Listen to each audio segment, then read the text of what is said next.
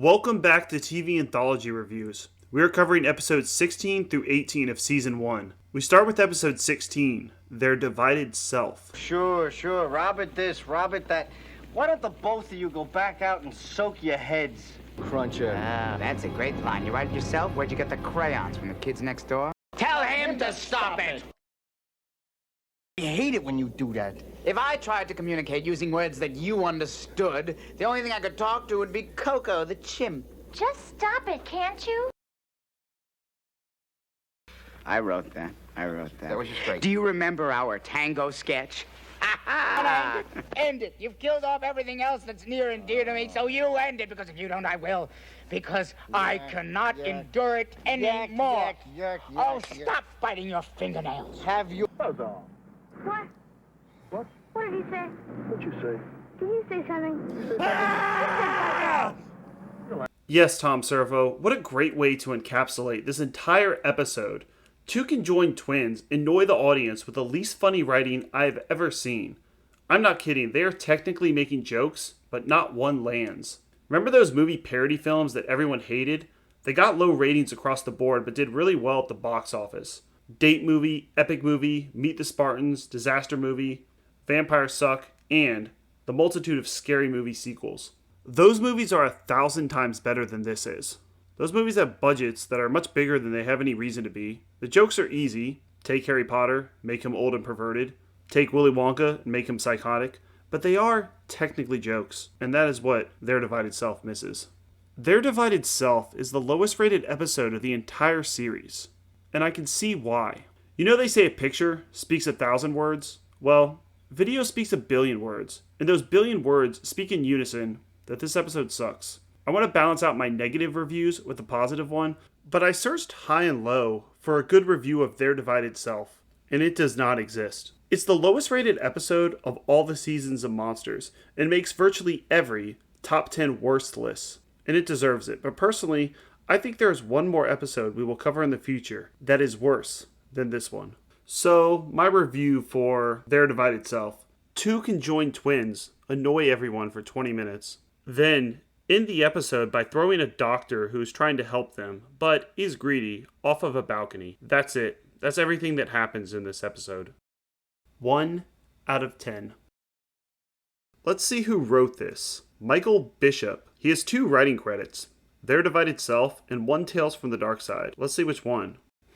Seasons of Belief. It's actually one of the better Tales from the Dark Side episodes. Oh, it was co-written by the man, the myth, the legend, Michael McDowell. Michael McDowell and Tom Savini single-handedly saved Tales from the Dark Side with all their episodes.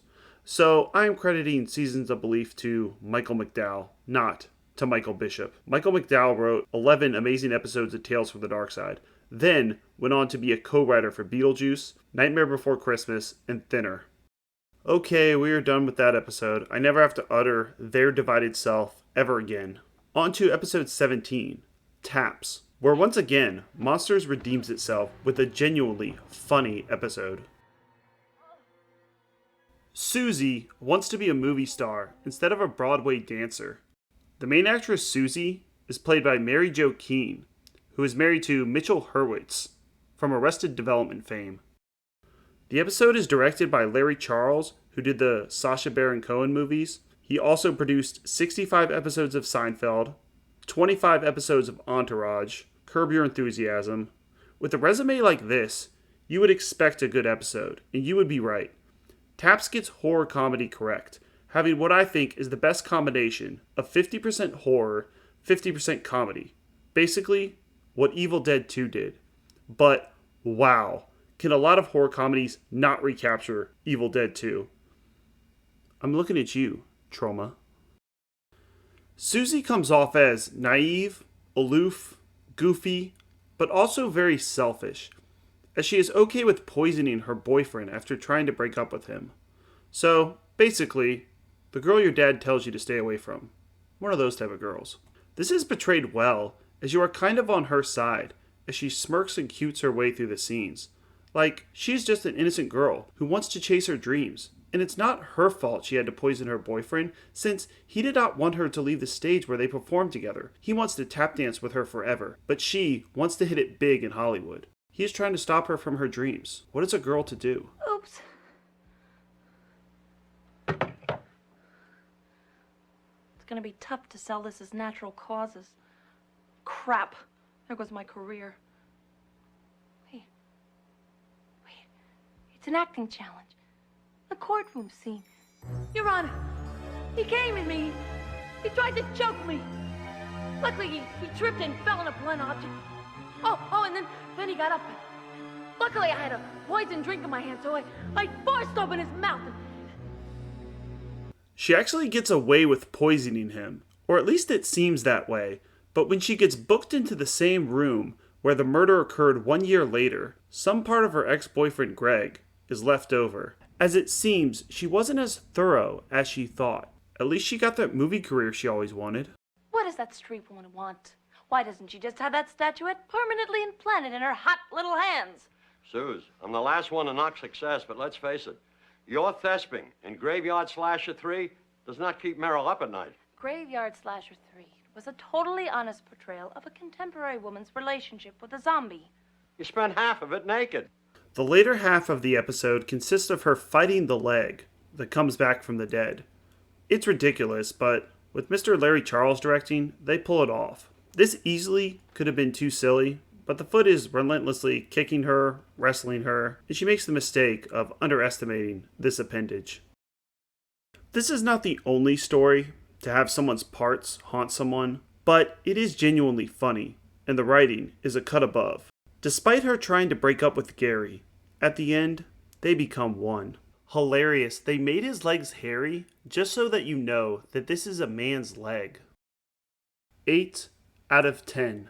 It is very entertaining and all the performances are great. Anthology shows can really be a roller coaster, can't they? If you would like to watch these episodes, you can watch them on IMDb. The entire first season is there for free. Episode 18, The Match Game, starring Ashley Lawrence of Hellraiser fame. Alright, let's get the elephant in the room out of the way. Ashley Lawrence is attractive, 11 out of 10.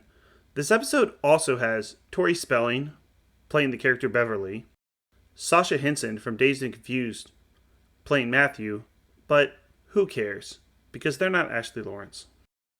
The Match Game starts as a teen slasher flick. 4 teenagers meet inside an abandoned mansion to play the Match Game.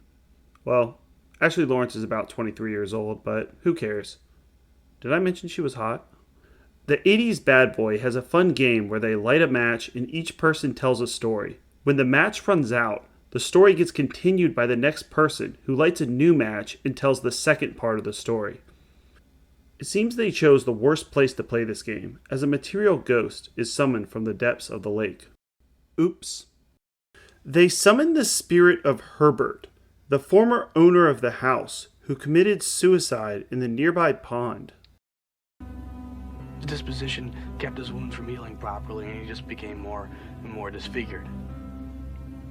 Until he could no longer even look at himself, without screaming in agony and turning away. He had all the mirrors in the house torn from their walls and stored in an upstairs bedroom that he never entered.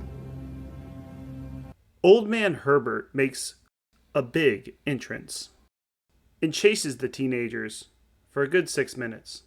Herbert's weakness is mirrors. Man, this is the second time Ashley Lawrence dealt with an insecure monster who is afraid of his reflection. As Ashley tries not to look at him, it seems her friend Paul knows more than he is letting on. The last 3 minutes are great. Herbert smashes the mirrors in the room, and they finish the match game just in time. One of the standards I use for an anthology TV series is, could it be a movie? If someone walked into your room in 1989, would they think this was a TV series or the latest Friday the 13th VHS? With that standard, the match game is an easy 9 out of 10. Its competition isn't Apocalypse Now, it's the horror movies of the 1980s, and this one fits right in, with great effects, lighting, and acting. This episode is directed by Michael Brandon, who also narrates Thomas the Tank Engine movies. You know, nothing surprises me anymore. How many of these things did they make? Did you know there were 7 Thomas the Tank Engine movies in 2012? This guy must be loaded.